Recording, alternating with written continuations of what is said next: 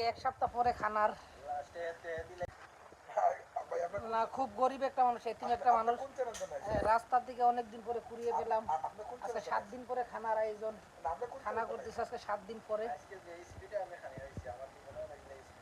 খুব কষ্টে আছে লোকটা, অনেকদিন পরে খানার আয়োজন, অনেকদিন পরে খানা খাইতেছে।